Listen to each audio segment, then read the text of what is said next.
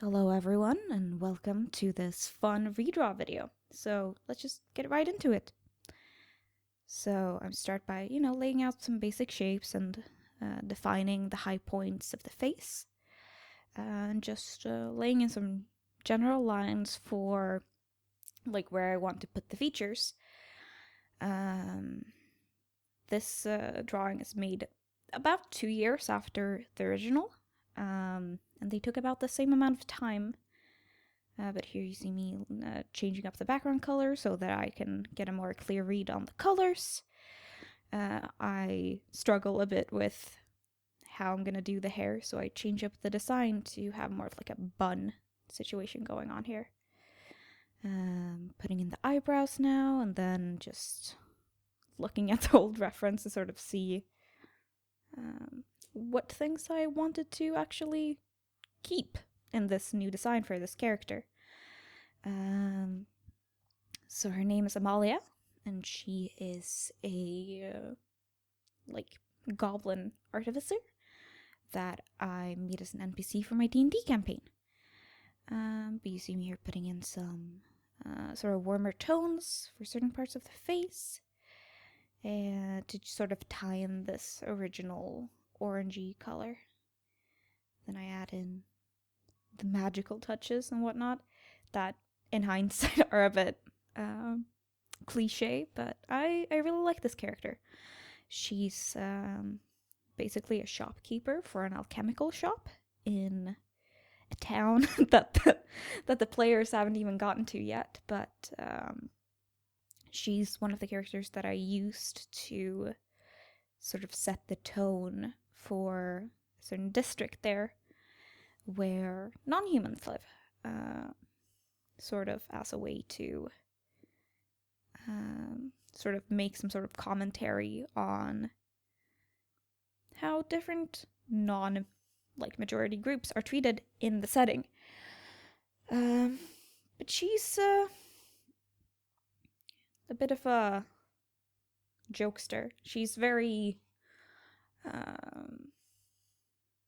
much the sort of character that's very jovial and has a lot of big dreams that they might not be able to realize quite yet, but essentially I'm not going to spoil too much in case any of my players see this, but she is a quest giver if you guys talk to her. But here I figure out some stuff with the lighting and adding in some highlights to the hair, and I'm just struck by how far I've come in these 2 years, just the dimensionality of the new piece here. And you see me just working on the mouth here, sort of, just polishing, maybe a bit too early here. But I went into this piece sort of as a way to check up on how I've been doing, because it's really hard sometimes to know how your art is progressing. So I find that redrawing older pieces that you at the time were very happy with is a great way to see your progress. And here I do some things that you have to try things and see if they work or not.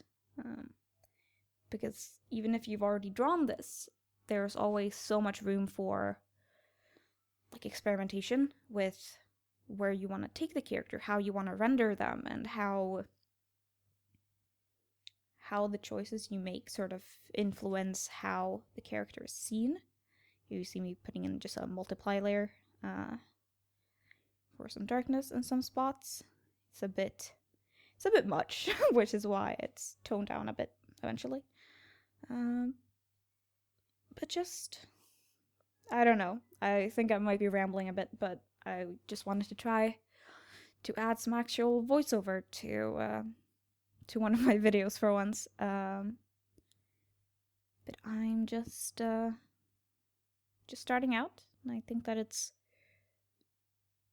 I don't know, interesting to try to do things. But here I add in some of that original quite heavy eyeliner that the character had, and then I toned it down because it was a bit too visually distinctive. And then I do some more rendering, and a lot of this piece, honestly, is in the rendering. The original shapes were established pretty early on, as you have seen. But I think it's really important to not be afraid to over-render, especially when you're in digital art, because you can always remove things. And you can always just try again if it doesn't turn out the way you wanted it to. And it's just important to push it through that stage of trial and error, because otherwise you will end up in just a place with it that you're not necessarily happy with. And the fear of ruining a piece is one of the things that oftentimes just holds it back. I know this is a thing I do, especially with traditional drawings, but I do it here as well. And just trying new things. Here I added a little shading difference thing here. And I feel like, you have to try it. That turned out really nice. And then the glowy thing did not.